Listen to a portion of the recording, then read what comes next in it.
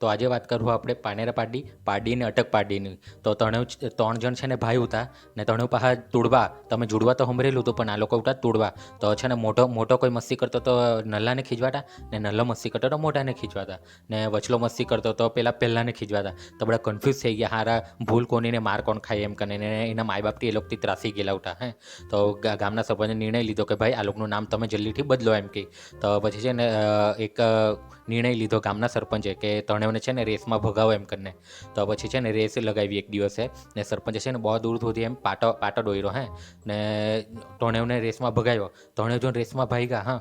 એક જણ જે અટક્યો ને તે વચ્ચે જ અટકી ગયો, તેણે ક્રોસ જ નહીં કર્યું. જે વચ્ચે અટકી ગયો તે અટક પાડી, જે એ પાટો પાર કરી ગયો ને તે પાનેર પાડી.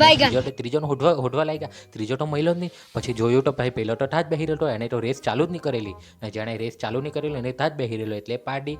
જે વચ્ચે અટકી ગયો તે અટક પાડીને જેણે પાટો પાર કરી દીધો તે પાનેર પાડી. આવી રીતના એ લોકોનું નામ પડ્યું, અટક પાડી, પાનેર પાડી ને પાડી એમ કરીને. તો હવે બીજા નામ તમે સાંભળવાને તો જલ્દીથી કમેન્ટ કરી દો ને ફોલો કરી દો.